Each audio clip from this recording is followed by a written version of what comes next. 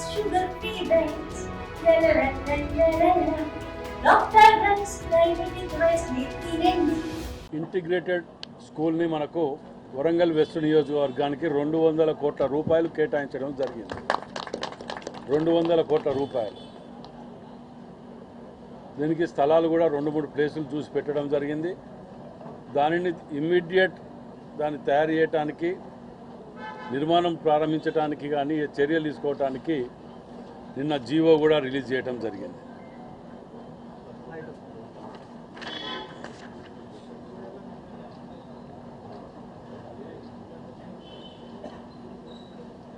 అభివృద్ధి ధ్యేయంగా మేము ఎన్నో సంక్షేమ పథకాలని ఒకటో రెండో అంటే చెప్పుకుంటూ పోవచ్చు, కానీ కనపడని వాళ్ళకి ఎట్టాగా ఉపడేయలేండి. కానీ కళ్ళున్న కబోదులకు వాటి గురించి పట్టించుకోవాల్సిన అవసరం కూడా లేదు వాస్తవానికి. కానీ చేసినవి చెప్పుకోవటానికి ముఖ్యమంత్రి గారికి కానివ్వండి, డిప్యూటీ సీఎం గారికి కానివ్వండి, ప్రభుత్వానికి కృతజ్ఞత చెప్పాలన్న ఆలోచనతోటి ఇలాంటి ఎన్నో సంక్షేమ పథకాలని ఇంకా ప్రవేశపెట్టబోయటానికి రేపు మధ్యాహ్నం కూడా 2 గంటలకు ఇన్ఛార్జ్ మినిస్టర్ గారు రివ్యూ మీటింగ్ పెట్టడం జరిగింది. ఎయిర్పోర్ట్ గురించి కానివ్వండి, ఇక్కడ హాస్పిటల్ గురించి కానివ్వండి, వీటన్నిటి మీద కూడా మళ్ళీ ఎంతవరకు వచ్చింది, ల్యాండ్ యాక్విజిషన్ కానివ్వండి, కన్స్ట్రక్షన్ స్టేటస్ ఏంది అనే దాని మీద రివ్యూ మీటింగ్ కూడా పెట్టుకోవడం జరుగుతున్నది. ఇవాళ ప్రతి దాంట్లో కూడా మీరు గతంలో ఆలోచించేది, ఇవాళ మేము రాజీవ్ యువ వికాస్ దాని మీద కూడా ప్రతి ఇంటికి ఏదో రూపంగా సంక్షేమ పథకం చేరాలన్న ఆలోచనతోటి, తాపత్రయంతో, కులమతాలకు అతీతంగా, రాజకీయ పార్టీలకు అతీతంగా అర్హులైన వారికి మాత్రమే ఇవాళ సంక్షేమ పథకాలు అందించే విధంగా మేము తీసుకున్న చర్యలను వీటన్నిటికి కూడా ముఖ్యమంత్రి గారికి కృతజ్ఞత తెలపడానికి ఈ యొక్క ముఖ్య ఉద్దేశంతో వారికి పాలతోటి కానివ్వండి, ఇంకేం తక్కువ ఎన్ని చేసినా తక్కువనే సన్మానం అనేది దాంట్లో భాగంగానే పాలాభిషేకం కూడా దీని తర్వాత చేస్తాం. మరి ఈ ఇంటిగ్రేటెడ్ స్కూలు కూడా ఎంతోమంది పేద విద్యార్థులకు, బడుగు బలహీన వర్గాలకు చదువుకోవటానికి, వారి యొక్క సంక్షేమానికి అందరూ కూడా ఏదో ఇంగ్లీష్ మీడియంలో చదవాలి, నా పిల్లల్ని కష్టపడైనా కానీ పని చేసి కానీ నా పిల్లల్ని ఇంగ్లీష్ మీడియంలో పెద్ద పెద్ద స్కూళ్ళలో చదివించాలనే ఆలోచనతో తల్లిదండ్రులు, పేద కుటుంబాలకు కూడా ఉంటుంది. కాబట్టి వాళ్ళందరికీ కూడా ఇవాళ ఈ అవకాశాలు మంచి స్కూళ్ళలో చదివించడమే కాకుండా ఇవాళ మనం గతంలో చూసినాం, వారికి పెట్టే భోజన దాంట్లో కూడా ఎంత పర్సెంటేజ్ 40% ఎట్ ఎ టైం పెంచి వారికి కావలసిన భోజనాలు, కావలసినంత మంచి భోజనాలతో సన్న బియ్యంతో పెట్టించి ఏర్పాటు చేయడం జరిగింది. మరి వీటన్నిటిని దృష్టిలో పెట్టుకొని, ఇంతేకాకుండా ఒక్కసారి అని చెప్తే కూడా ఇది ఉంటుందని చెప్పి అనుకొని ఉన్నాం. కానీ ఇంకా 2-3 జీవోలు కూడా నిన్న మేము తీసుకోవడం జరిగింది. వాటి మీద కూడా భద్రకాళి అమ్మవారి బండు గురించి కూడా అది రేపో ఎల్లుండో భద్రకాళి బండి కాడనే ప్రెస్ మీట్ పెట్టి అక్కడ మీరు అక్కడ ఈ విధంగానైనా మీ అందరికీ అక్కడ లోపల తిరిగి చూపించాలనే ఆలోచనతో ఆ ప్రెస్ మీట్లో అక్కడ మిగతా చెప్పాలనే ఆలోచనకు వచ్చినాం. ఎందుకంటే బండ్లో కూడా ఒకసారి మనం బండ్లు తీసుకొని లోపలికి పోయి లోపల ఉన్నటువంటి 9 ఐలాండ్స్ అక్కడ రేపు ఎల్లుండో ప్రెస్ మీట్ పెట్టుకుంటే బాగుంటుందన్న ఆలోచనతో. ఎందుకంటే జీవితంలో భద్రకాళి అమ్మవారి చెరువు మధ్యలోకి పోలేము. ఇవాళ నీళ్లు తీసేసి ఉన్నాయి కాబట్టి 40-50 ఏళ్ళ తర్వాత నీళ్లు తీసాం కాబట్టి ఇవాళ ఆడికి పోగలుగుతున్నాం. కాబట్టి అక్కడ ప్రెస్ మీట్ పెట్టుకుంటే దాని మీద కూడా మన బ్రిడ్జ్ కానివ్వండి, ఇంకా చాలా ఉన్నాయి అక్కడ కూడా అలాట్మెంట్ తోటి తీసుకున్నటువంటి వాటి గురించి కూడా మేము వివరించడానికి. ఇవన్నీ కూడా మేము చేసుకుంటూ పోతుంటే కోడిగుడ్డ మీద ఈకలు బీకినట్టు ఇక్కడ ఇది తక్కువైంది, అక్కడ అది తక్కువ, మేము చేసిన దాంట్లో మీరు ఏం చేసిండ్రో చెప్పండి అని మాట్లాడితే ఏముండదు. అందులో కేవలం కోడిగుడ్డ మీద ఈకలు బీకటానికి విమర్శ ఖండించుతున్నాం అని ఒకటే చెప్తారు తప్ప దేనికి ఖండిస్తారు, దేనికి చేస్తాను అనే సబ్జెక్ట్ ఉండదు. నిన్న కూడా చూసినాం, నిన్న ఇలా పేపర్లు వచ్చింది, నడి చౌరస్తాల ఇవాళ పేపర్లో చదివిన పొద్దుగాల నేను నిన్న పోయిందట వీటన్నీ తీసుకురావటానికి.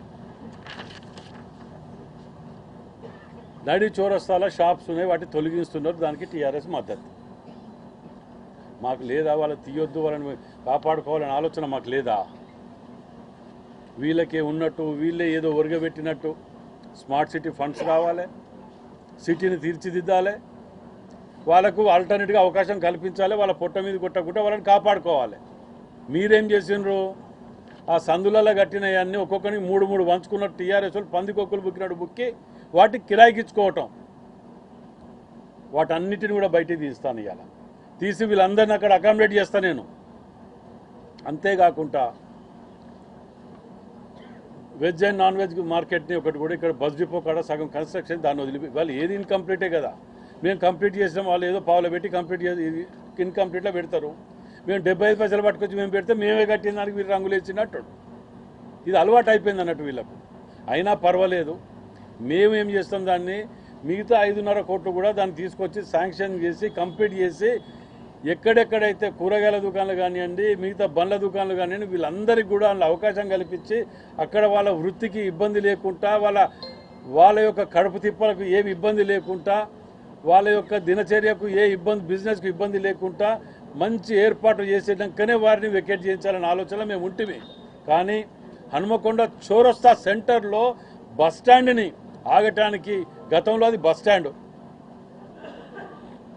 ఇప్పుడు దాన్ని అన్నీ ఒక 40 దుకాణాలేమో 20 ఉన్నాయంట. అందులో వారికి ఆల్టర్నేట్ కూడా అకామిడేట్ చేస్తానికి మేము తప్పకుండా చేస్తాం. వారిని మధ్యలో వదిలిపెట్టాం. కానీ స్మార్ట్ సిటీ నిధులు రావాలన్నా, చూడటానికి అభివృద్ధి చెందాలన్నా, అక్కడ బస్ స్టాండ్లో బస్సులు ఆగాలంటే ఎక్కడ ఆగాలి? దానికి ఎవరు టీఆర్ఎస్ వాళ్ళు జవాబు చెప్తారా? అభివృద్ధి నిరోధకులా, లేకపోతే మీరు అభివృద్ధి చేయవలసిన, మీరు ఎట్లాగూ చెయ్యరు. జీవితంలో మీకు అవకాశం వచ్చింది, దాన్ని ఉపయోగించుకోలే. కానీ చేసే వాళ్ళని ఎంకరేజ్ చేయకున్నా పర్వాలే, కానీ ఇలాంటి వాటితోటి డిస్కరేజ్ చేయకండి.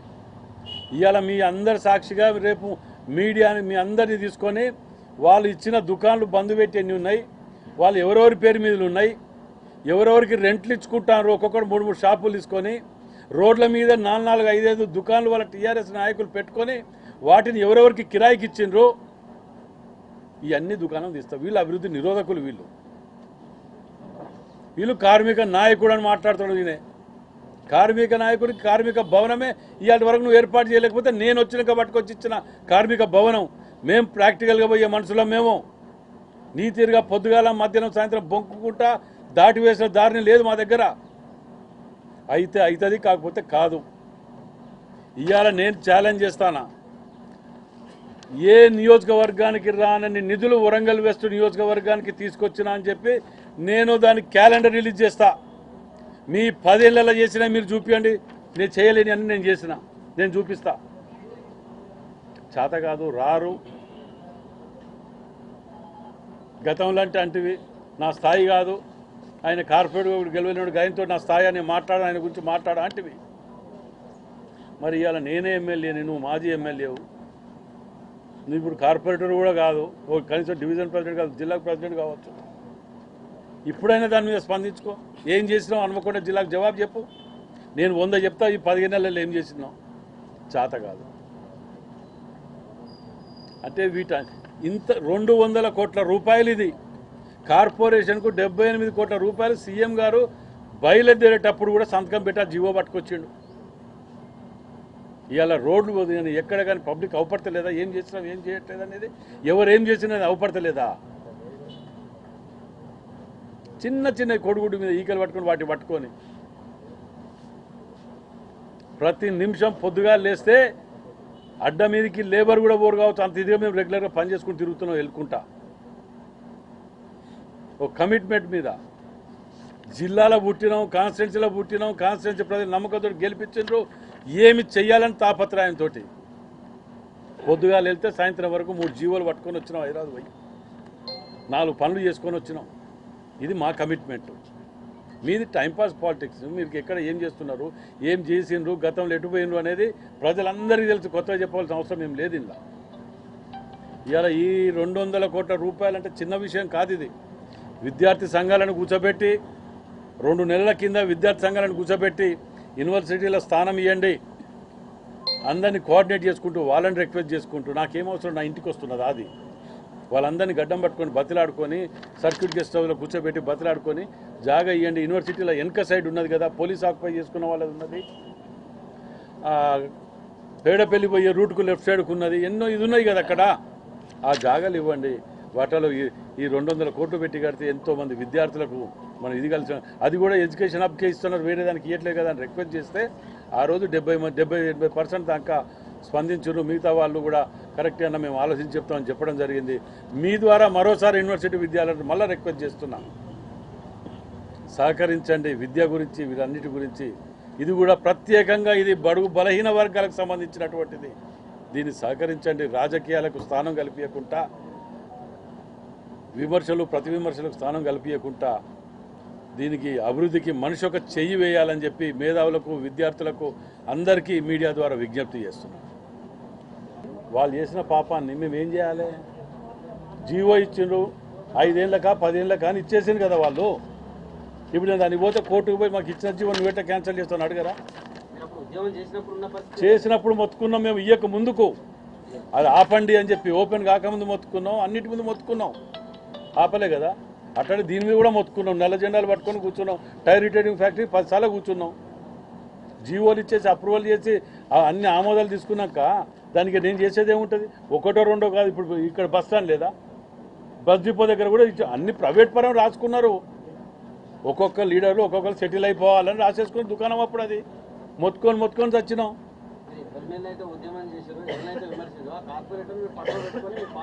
ఉన్నారు కానీ జీవో ఇచ్చింది మేము కాదు కదా, జీవో మేము ఇయ్యలే కదా. తప్పుడు పని చేసినాడు ఒకప్పుడు కేసీఆర్ కూడా, మా మంత్రి ముఖ్యమంత్రి మా పార్టీలో తిరిగిండు. చంద్రబాబు నాయుడు కాంగ్రెస్ జనరల్ సెక్రటరీ, వాళ్ళందరూ రాలేదా, కూర్చోలేదా? ఇప్పుడు మళ్ళీ సొంత దుకాణం పెట్టుకొని మళ్ళీ తిరుగుతలేడా? అవన్నీ రాజకీయంలో ఇవన్నీ. మేము జీవో ఇయ్యకముందు మేము కొట్లాడినామా లేదా?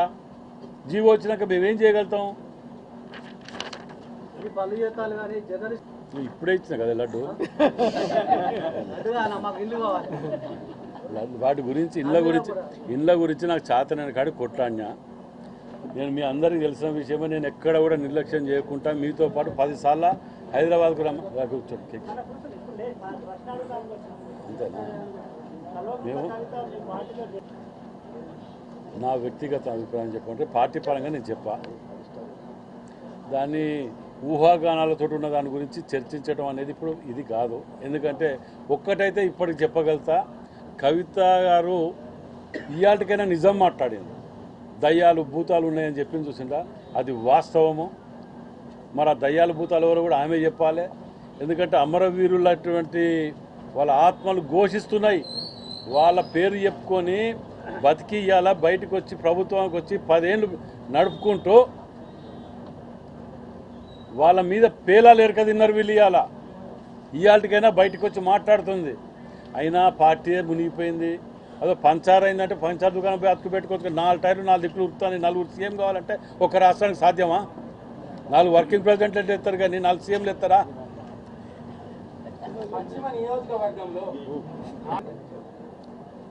మీకు ఫస్ట్ ఆఫ్ ఆల్ ఏంటంటే తెలుసుకోవాల్సింది, నేను డెవలప్మెంట్ కమిటీ మెంబర్ని ఎంజిఎంకు.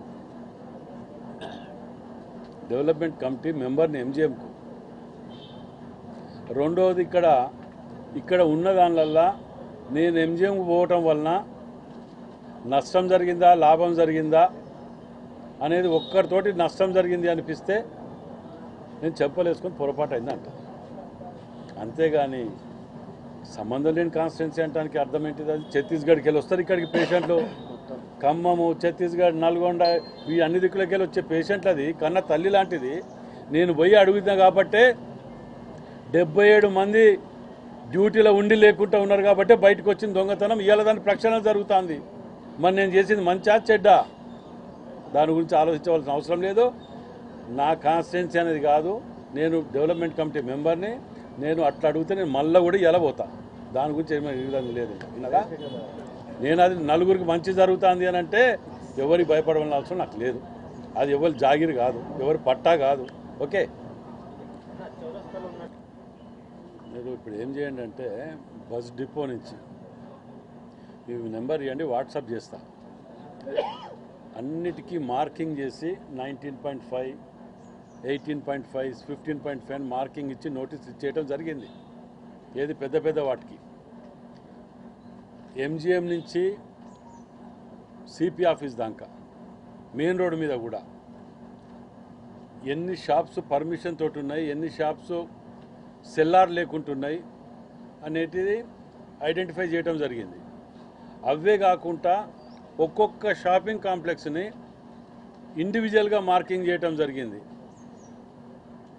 ఇందులో ఎన్నిటికీ మనము కాంపన్సేషనా లేకపోతే దాని మీద ఏది ఇవ్వాలనే దాని మీద కూడా జరిగింది. ఆ ప్రక్రియ స్టార్ట్ అయ్యి కూడా 6 నెలలు దాటింది. బస్ డిపో దగ్గర నుంచి జూనియర్ కాలేజ్ వరకు లెఫ్ట్ సైడ్కు గవర్నమెంట్ది కాబట్టి కాంపౌండ్ లోపట ఫెన్సింగ్ కూడా కొట్టేయడం జరిగింది. రైట్ సైడు 7 దుకాణాలు ఉన్నాయి. రోడ్ సైడ్ వచ్చి దుర్మార్గులు అప్పుడు ఎంత భయంకరమైన పర్మిషన్లు ఇచ్చారో మీరు అక్కడికి పోయి చూస్తే తెలుస్తుంది. వాటికి మార్కింగ్ ఇచ్చేయడం జరిగింది, నోటీసులు కూడా ఇవ్వడం జరిగింది. విన్నారా?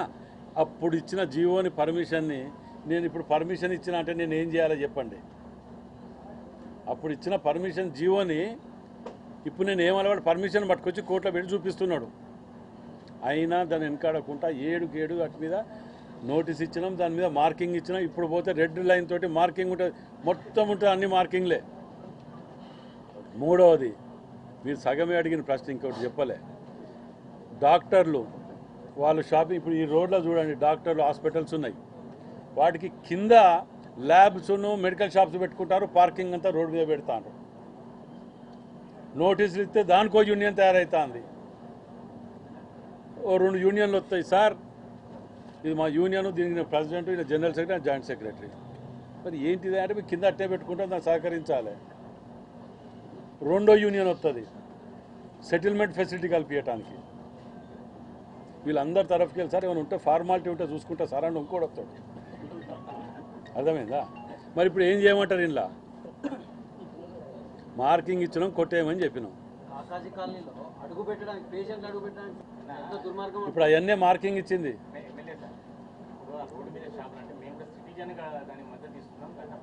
ఏంటంటే మంచి ఎప్పుడు కానీ లేట్గా రిజల్ట్ వస్తుంది, చెడు ఏంటంటే టక్కున అవుపడుతుంది. ఇప్పుడు వాడు ఏం చెప్పకుండా కూరగాయలు తీసేసిండు అంటారు. మేము ఇచ్చి 4 రోజులు నోటీస్ అయింది సార్ అని వాళ్ళు చెప్తున్నారు, మున్సిపాలిటీ వాళ్ళు.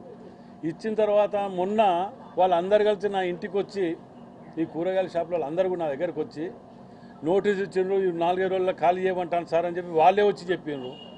ఇప్పుడు మీరు అడిగిన ప్రశ్నలు ఏమున్నది? ఏమి చెప్పకుండా తీసేయమన్నారు అన్నది. ఏమి చేయకుండా అన్నం తింటోడవడానికి ఆ పని చేస్తాడా? దానికి ఎగేస్తోళ్ళు దిగేస్తోళ్ళు ఉంటారు. నేనేమంటున్నా, ఈ సెంట్ పాల్ స్కూల్స్ అందు, మర్కేజ్ స్కూల్స్ అందులో ఇక్కడ బొచ్చ డబ్బాలు ఉన్నాయి, వాటిని పెట్టుకోకుండా కిరాయిలకు ఇచ్చుకుంటా ఉత్త పెట్టిస్తారు. అవి వాళ్ళ కోసం కట్టినాయి. ఇంకోటి ఏం చేసిండ్రు, ఆయన పర్మనెంట్గా 10 మందిని నా ఎంబటి ఉండటానికి అని చెప్పి మనిషికో దుకాణం పెట్టించినాడా. ఇది ఎంప్లాయ్మెంట్, సెల్ఫ్ ఎంప్లాయ్మెంట్ అని. సెల్ఫ్ ఎంప్లాయ్మెంట్ మంచిగానే చేసినావు. ఈ 10 మంది గురించి 90 మందిని కూడా వదిలిపెట్టుకోలేము కదా. వాళ్ళకు వదిలిపెట్టుకున్నా అని వాళ్ళని ఏదో రోడ్డు మీద వదులుతలేను కదా, ఆల్టర్నేట్ అకామిడేట్ చేస్తానంటున్నా కదా నేను ఇప్పుడు. డాక్టర్ల ముప్పుడాల మీద అడుగు పెట్టాలి, ఎందుకంటే కాకాజీ ఒక్కడికి సామాజిక దృక్పథం లేదు కూడా. మంచిగానండి, ఈ బాలసముద్రంలో ఉన్న హాస్పిటల్ ఎక్కడ లేవు, దేనికి కమర్షియల్ లేదు, అన్ని ప్రైవేటే. కమర్షియల్ ఇది లాదది, పర్మిషన్ కాదు. వాటిని ఆ ఇంజక్షన్లు, ఈ తూడ్చిన క్లాతులు అవన్నీ రోడ్ల మీద వేస్తుంటే మున్సిపాలిటీలు తీస్తున్నారు. వాటి కమర్షియల్ కాదు. వాటికి పెనాల్టీ చేయమని చెప్పి నోటీస్ ఇచ్చిన. ఇస్తే ఏం చేస్తారు? ఎన్ని ప్రెజర్లు వచ్చినా ఏది ఆగది. నైమ్నగర్ బ్రిడ్జ్ మేము చేసేటప్పుడు గట్టినే అన్నారు. 2 రోజులు మేము అటు పోయి వచ్చినాం, ఆస్ట్రేలియాకి అన్ని క్లియర్ అయినాయా కాలేదా? ఏదో రోజు గదే వస్తున్నాం, టూర్ బోర్డు అయితే వీలైతే లేదు, అయినప్పుడు అన్నీ అవుతాయి. హైదరాబాద్లో నేను సెక్రటరీనే పొద్దంతా గడిపిన వీటి గురించి. ప్రతి ఒక్కరు అప్రిషియేట్ చేసింది ఈ విషయంలో. దీనిని నేను ఆ రోజు కూడా చెప్పినా, మళ్ళీ ఇవాళ కూడా చెప్తున్నా, వారానికి ఒకసారి పోతా కంపల్సరీ. దాని మీద ఎవరిని వదిలిపెట్టేది లేదు. ఇంకోటి, నేను డాక్టర్లకో ఇంకెవరికో శత్రువుని కాదు, మిత్రుని కాదు. నాకు కావాల్సింది ఒకటి, మీ డ్యూటీ మీరు జీతం తీసుకున్న కాడ న్యాయం చేయండి. లేదు చేత కాదు అనుకుంటే కొత్త వాళ్ళని పెట్టుకుంటే మీరైనా ఇంకోరికి అవకాశం ఇవ్వండి. అంతేగాని మేము చెయ్యము ఇంకొని రానియము ఇదే దుకాణం అంటే చెల్లదు ఎవరే కానీ. ఇంకోటి, దాన్ని నీట్నెస్ అనేది మెయింటైన్ చేయాలనే ఉద్దేశంతో 6-7 తారీఖు లోపల మీకు చెప్పలేవన్నీ ఎందుకని కూడా 6-7 తారీఖు రోజు దామోదర్ రాజనరసింహ గారిని 2 రోజులు ఇక్కడ ఉండటానికి, వరంగల్ మీద హాస్పిటల్ మీద ప్రత్యేక శ్రద్ధ వహించడానికి, అదేవిధంగా సైన్స్ సెంటర్ కానివ్వండి, టీబీ హాస్పిటల్ కానివ్వండి, వీటన్నిటిని కూడా పర్యవేక్షించడానికి, రివ్యూ చేయడానికి, ఈ హాస్పిటల్ కూడా 2 నెలల్లో 3 నెలల్లో కంప్లీట్ చేయాలని చెప్పి సెంటర్ జైలు దగ్గర ఉన్నా. దానికి ఎందుకు కూడా లేట్ అయింది అని అంటే అది కూడా చెప్తాం మీకు. ఎల్ఎన్టీ వాళ్ళు పని చేసుకుంటూ 600 కోట్ల రూపాయల దాకా అదనంగా 600 కోట్ల రూపాయలు అదనంగా లెక్క బిల్లు లేకుండా, ఏ అప్రూవల్ లేకుండా, ఇండివిజువల్గా గిన్నర్స్ ఏం కాల్ఫర్ చేయకుండా విచ్చలవిడిగా చేసిన అభియోగం ఉన్నది. దాని మీద విజిలెన్స్ ఎంక్వైరీ చేయడానికి ఆదేశాలు ఇవ్వడం జరిగింది. ఎందుకంటే ఇది 1100 ప్రాజెక్టు, 1100 కాడ 50-60 పెరుగుతుంది, 500-600 ఎట్ టైం పెరగదు కదా. దానికి అవసరం లేని, దాని ప్రపోజల్ లేని కన్స్ట్రక్షన్ కూడా ఎత్తుకుపోయటానికి వాళ్ళు అంటే కాంట్రాక్టర్కు లాభం చేకూర్చే విధంగా, అందులోకి వస్తే కమిషన్లకు కక్కుతుపడే విధంగా అవసరం లేని దాన్ని పెంచడం జరిగింది అనే దాని మీద విజిలెన్స్ ఎంక్వైరీ చేస్తున్నారు. దాంట్లో టీఆర్ఎస్ నాయకులు ఇంపార్టెంట్ వాళ్ళ ఉన్నారు, పాత్ర ఉన్నది అనేది క్లియర్గా బయటకు వచ్చింది. దాన్ని ఎంక్వైరీ చేయడం జరుగుతుంది కాబట్టి కొద్దిగా డిలే అయింది. అయినా కానీ ఆ ఎంక్వైరీ చేసుకుంటూ 2 నెలలలో హాస్పిటల్ని క్లియర్ చేయాలి. ఇలా కాజుపేట బ్రిడ్జ్ చూడండి మీరు ఒక్కసారి దయచేసి, అది ఇంకో 2-3 నెలలు అందిస్తే ముఖ్యమంత్రి గారిని తీసుకొచ్చి భద్రకాళమ్మ వారి మాడ వీధులు కానీ ఇవన్నీ విజిట్ చేయడానికి ముఖ్యమంత్రి గారు కూడా ఈ 2-3 నెలల్లో ఇవి కంప్లీట్ అయినాక వారు ఇక్కడికి వచ్చి ఒక రోజు మంచిగా గడపాలనే ఆలోచనతో ఉన్నారు. ఇండియా పాకిస్తాన్ తాజా అప్డేట్స్ కోసం డౌన్లోడ్ చేసుకోండి RTV లైవ్ యాప్.